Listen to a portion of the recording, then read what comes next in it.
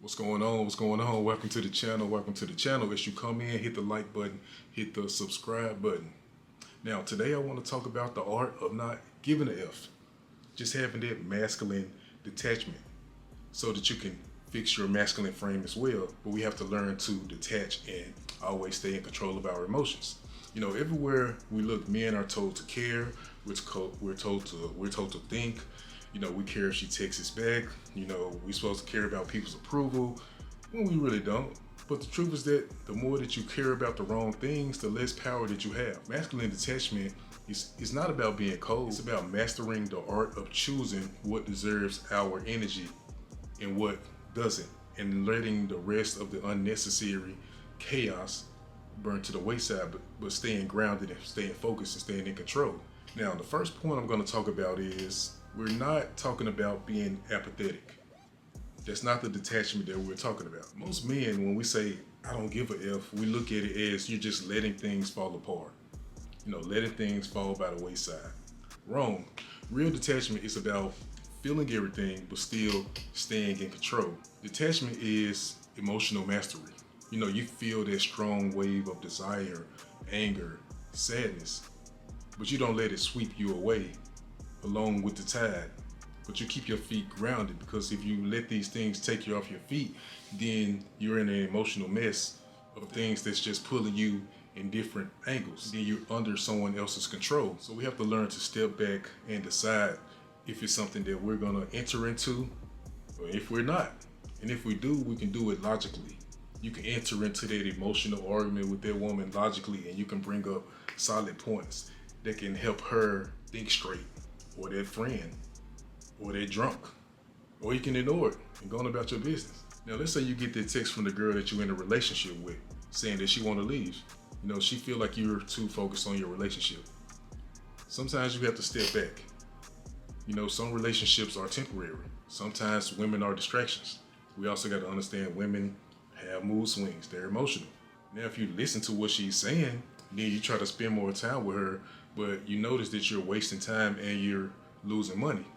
Ironically, that's how you got her. You got her by being focused, being that grounded, stable man that she found sexy and attractive. And if that's how you got her, that's probably how you keep her. And then she can start to understand that she's just having a temporary emotional mood swing. And since you know her, and then you having that masculine detachment of not giving an F about what she's talking about, then she is attracted to that grounded man that kept her in line. So after she gets over that, she notices that she didn't pull you off your square. So learning to stay on your square, learning to not give a F about what she's talking about, you can address it logically, and you can fix it just by ignoring the nonsense, having a masculine detachment. Now let's talk about growth, right? Now here is how we know that we are learning to be detached. Someone tries to provoke you. You know, someone tries to get under your skin. They're saying something emotional. Maybe it's the hater, maybe it's a woman that's mad at you or whatever. So they're trying to hit you below the belt. Once you learn to step back and think about your response logically, then you will understand that this person is just projecting, they're emotional, to just keep it logical. And if it's worth your response, or you just walk away, or you just give them a logical response. You know, another one is that when plans don't fall through, maybe the business idea didn't work. Maybe the dog ate up your homework, you know? Sometimes you gotta have a plan B. Sometimes you gotta start all over again and save it on a memory card. So we have to be equipped and we have to think ahead as well. Another one is that when someone pulls away, maybe the chick hits you at the last minute saying that she's not gonna go on that date. Do you get bent out of shape and you ask her why she's not coming and then you break down? Or do you go chill at the restaurant by yourself? Or you just chill at home and watch a movie?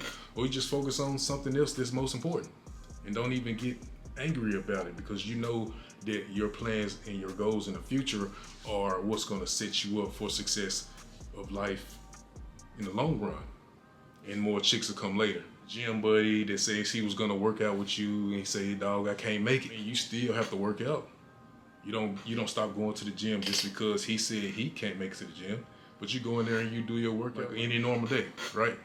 So you just keep moving, have a plan B. So that's how we learn to detach but not be apathetic. We still care, but we have to think about the objective. Number two, I'm going to talk about outcome independence. We have to grow from waiting on validation every time we give out our effort. Every time we send a text to a chick and she don't reply immediately, then we get bent out of shape. We go on a date and things don't go as planned. You can't maybe get her to the sheets or whatever, or maybe she's just not into you. Maybe you fill out an application at the job. And y'all know how long these applications are. They want your last 10 years of work history, and they don't even call you back for the job.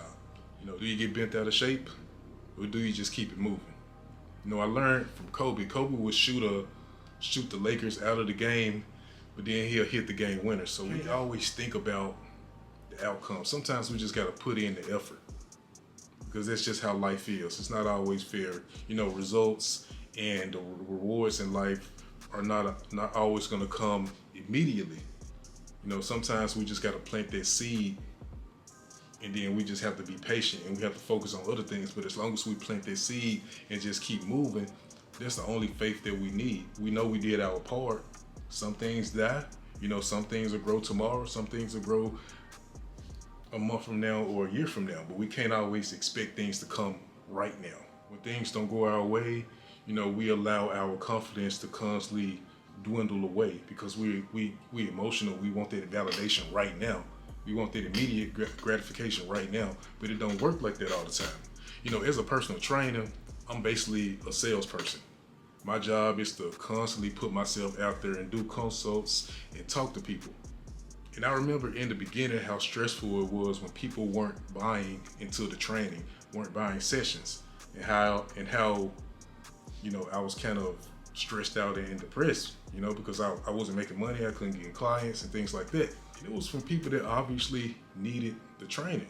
I had like overweight people in bad health, and they rejected the training. I tried to force sessions on the people, and it just didn't work. When I learned to step back, and then I just kept focusing on my craft, understanding the body, understanding how to help people, reach their goals, and really just doing it for a passion and not for the money. Over time, I started to get clients. I started to make more money. And I wasn't pressuring people anymore, because it was wearing down on my confidence, and it made people avoid me. You stop expecting immediate reciprocation and you will be less stressed out. And like I said before, some gifts comes later, but not necessarily from who or what you think it'll be. But they don't come if you don't put in the effort. So even though things may not be given to you immediately, that don't mean you don't stop putting in the effort. Because if you don't put in no effort, nothing's ever gonna come, because like I was saying, we have to plant that seed. So when we learn to be outcome independent, it's gonna make us more attractive, more detached, more masculine. But we have to stop giving a F. By the way, if you wanna go deeper into mastering that grounded energy, I made a free guide, 7 masculine habits to command an instant respect. It's all about building that internal engine, where you start chasing, where you start reacting, you start commanding respect naturally. You can grab it for free.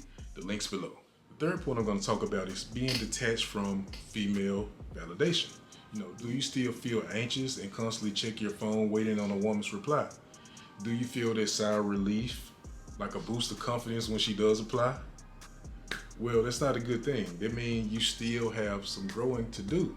That's dependence, that's weakness, that's you still looking for that female validation. Don't allow a woman's interest or non-interest in you to be the thermostat for your confidence. That's a very bad place to be at when you're dealing with women. Everything's not always what it seems with women. And sometimes it is. But you'll be totally confused with confidence or sadness from the truth that she's not ready to reveal. Because women can be real whimsical and confusing. You know how it is. So the last thing you want to do is put your self-esteem in the hands of a woman. We learn to detach from validation, then you will actually start attracting them more.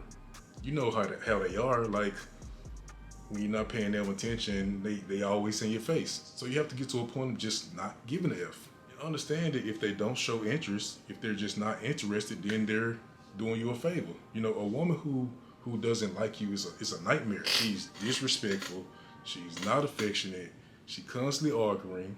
Why? Because she's trying to find ways to get out of a relationship. So you don't want to force a woman to like you. You don't want to feel sorry for you, and then she just around. She's seeing you as like a victim, and she's the savior. That's a dangerous and deceptive relationship. So when you stop giving a F, that's when you can actually have that peace and actually have a woman that actually desires you, and you don't have to chase and beg for validation. Number 4, I want to talk about detachment from social pressure. Yes, masculine detachment is detaching from what everyone thinks you're supposed to be doing. You know, how you're supposed to look, how you're supposed to be succeeding. You know, some of us get pressured to get married. A lot of us probably get pressured to get married, even though we look out at the divorce statistics and just the marriage rate, we still get pressured. You know, we get pressured to go to college. You know, we get pressured at church. Sometimes those overly religious, fanatic people, they can constantly force it on you a little bit too much when you got to have that personal relationship with your God as well. You know, people's overalls and opinions in general, as if we just have to listen. The trick is to make you feel depressed, you know, thinking that you're falling behind on something. You know, I saw a younger guy on Facebook, you know, he was panicking because he was getting ready to turn 30. He wasn't married, you know, he hadn't made the money that he wanted, so he felt like he was already behind in life. And I looked at the comments, and it was full of people saying that you better hurry up, time's running out. But the truth is that, you know, time isn't running out. Time is running forward, you know, and forward is exactly where you need to be. Society's timeline, you know, it's not a stopwatch. It's a trap. Your path doesn't have an expiration date. The only clock that matters is the time that you set for yourself. It's other people just projecting their own beliefs onto you. And it's usually people that's unsuccessful that has the most to say. You know, it's other people just projecting their limits onto you. You know, detachment isn't rebellion. It's the freedom to build a life that matches your vision, not someone's insecurities. Now, let's talk about training the detachment bone. Yes, we have to train the detachment bone. You know, some of it can come from experience. After you took so many losses, then you start to finally wisen up on how you carry yourself. Sometimes we just get jaded. You know, I see jaded men. They probably took a lot of L's with women, so they just kind of like, whatever. Right? But we don't really want to go down that route. I don't want us to be jaded. Like, I still want us to have life. We gotta have a discipline. We still have to have like healthy ways of building up the detachment bone. Now, I'm gonna talk about daily discipline. Before entering into any room where there's multiple people, maybe that's at school, maybe that's at work, whenever you're around more than one person, it's a lot of different emotions going on, a lot of different projections, a lot of different behaviors, a lot of different attitudes, a lot of different personalities. It's different energy floating around the room. So you have to be mentally prepared. And that's when you have to meditate. You got to have those strong affirmations that's going on in your mind, because you got to constantly remember who you are as a person. You got to have set in stone about who you are, your plans, and what you have set for today, and no one's other projections and emotions and expectations can take you off your square, because you're entering into random chaos and don't even know it. Another way to train that detachment bone is lifting weights. You know, we're training that delayed gratification. With every rep, we're building up our confidence, our perseverance. You know, we're not just going to the gym, we're also training for life. Another way to train that detachment bone is saying no. Now, we're not being mean. And let's have a deeper understanding of what saying no means. Saying no means not making someone else's problems your problems. You know that friend that want to borrow $200? So you get them $200. Now you need $200. Somebody's late for work. You drop them off and you fall asleep, forget. Now they mad at you because you made them late for work. You know, so when somebody else have their mishaps and they need your help, you're not always in a position to help them. And if you saying yes when you really are not able to say yes, you really don't have the financial means, you don't have the time, then you're just transferring their problems onto your problems, or they're transferring their problems onto a new problem that you have for today. That's why it's important to say no. It's not being mean, it's just protecting yourself as well. So you have to look out for yourself. Another way to detach is just pouring our energy only into goals and not emotions. Last thing I'm gonna say is that freedom is the payoff. Detachment gives you peace. No one can control a man who is not desperate for approval. They have no emotional strongholds on you, so they really can't control you. Because that's when people can feel superior to you. So we're just getting to a point of just not giving an F, and then we can just build our own self up. See, and that's the quiet confidence that people can start to look at you as an alpha, as a leader, as someone that's in control, and then you can weed out all the unnecessary people and the unnecessary emotions. Remember, detachment is not about not caring. It's about not needing. See, when you build yourself into a man that commands respect, you don't chase validation, you attract it. This is exactly what I break down in my free guide, 7 masculine habits that command instant respect. Download it below, read it tonight, start operating from that calm, grounded power most men never develop. So this is my point, the art of not giving an F. I hope I wasn't all over the place, I'm sorry. I hope you got my drift. Hit me up in the comment section, tell me what you think about the video, like and subscribe, and peace.